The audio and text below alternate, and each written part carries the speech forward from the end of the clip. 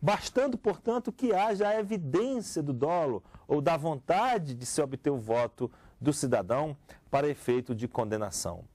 Depois também se configura a captação ilícita de sufrágio quando do seu partido, ainda que a coligação seja diferente, então a lei faz uma redação buscando resolver essa questão, dizendo que pode o cidadão filiado a um partido nacional participar da campanha estadual, mas desde que lá no estado aquele partido em favor de quem ele vai dar uma opinião favorável esteja coligado no plano nacional.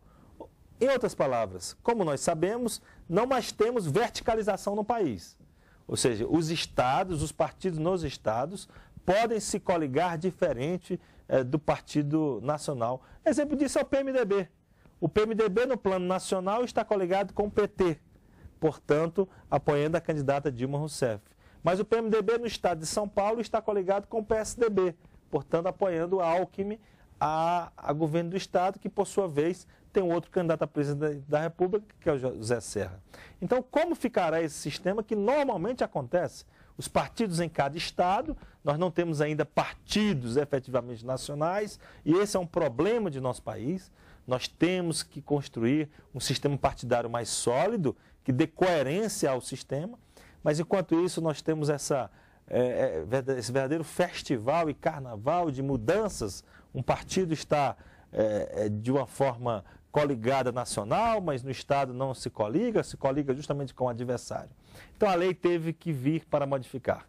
Só pode participar da campanha estadual aquele filiado ao partido, se o partido estiver coligado nacionalmente. Esta regra, portanto, é da prevalência da coligação nacional em relação aos candidatos. Veja que, além desta novidade que acabei de sintetizar, da nova lei que fez a mini-reforma eleitoral do nosso país, nós temos a grande novidade dos últimos meses, qual seja a promulgação da Lei Complementar 135 de 2010, que é esta lei, a lei da ficha limpa. Uma lei em relação à qual tive a honra, com o presidente Alfir Cavalcante, de editar este livro, denominado Ficha Limpa, a Vitória da Sociedade, Comentários à Lei Complementar 135 de 2010 do Conselho Federal da Ordem. Uma lei absolutamente importante para o futuro de nosso país. Veja que esta lei será objeto, nessas palestras, de comentário e explanação específica do presidente da OAB Nacional, Alfir Cavalcante. Apenas irei tratar em breves linhas sobre 3 mudanças de paradigmas ocorridas nesta lei, utilizando, portanto, o momento final de minha explanação.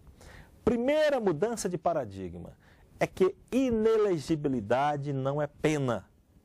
Portanto, um cidadão ser considerado inelegível, ser proibido de se candidatar, não significa que ele está sendo condenado, que ele está sendo culpado de algum crime. Significa apenas que ele não tem um comportamento social adequado para representar as demais pessoas.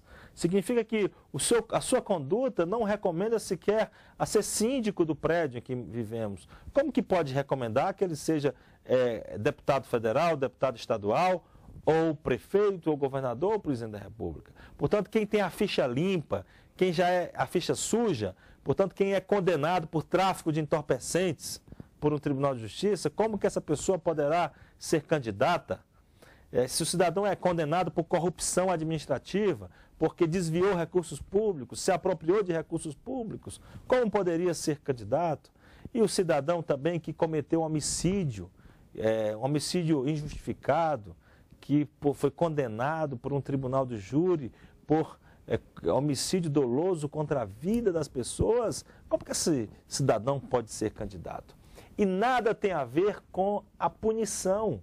Ele pode até depois ser considerado inocente, mas ele deixou apenas de ser candidato. Não quer dizer que ele é culpado do crime.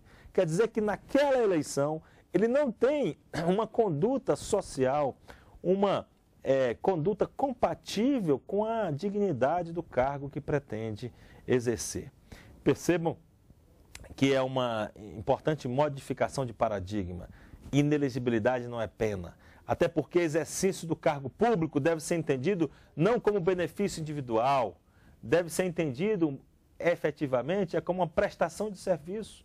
E, portanto, o cidadão só estará sendo dispensado de prestar esse serviço aos populares, de se sacrificar prestando esse serviço. Não podemos entender mandato como algum privilégio ou algum bem que alguém incorpore ao seu patrimônio e, portanto, exija o trânsito em julgado de uma sentença condenatória. Portanto, desde que o cidadão seja condenado por crime doloso por um tribunal, ele fica inelegível. Inelegibilidade essa que dispensa o trânsito em julgado de sentença penal, da mesma forma que inúmeras outras inelegibilidades, como, por exemplo, a inelegibilidade que trata da rejeição de prestação de contas, que é feita por um órgão administrativo de tribunal. A segunda mudança de paradigma diz respeito à exigência de dolo. Só será considerado inelegível quem for condenado por improbidade administrativa, por crimes e por prestação de contas, desde que haja o dolo, ou seja, aquela vontade do agente em cometer o delito, ou que não seja um ato fortuito, que não seja um ato desculpável, que não seja um erro apenas formal. E essa é a segunda mudança de paradigma. A terceira mudança de paradigma introduzida pela nova lei da ficha limpa, e importantíssima, é que o abuso de poder em nosso país não mais dependerá dos números das eleições. Até esta lei ficha limpa, só havia abuso de poder, portanto, cassação de mandato por decorrência de abuso de poder, quando ficava comprovado que a vitória eleitoral foi alcançada fruto da corrupção. E isso era muito difícil demonstrar. Com a nova lei, basta que se verifique a gravidade das circunstâncias, ou seja, que o fato foi relevante e que o fato foi efetivamente importante para que haja a cassação de mandato. Concluindo, a Justiça Eleitoral deve prezar pela normalidade e legitimidade das eleições. E temos que construir, todos os cidadãos, uma política limpa e decente para que tenhamos um país melhor.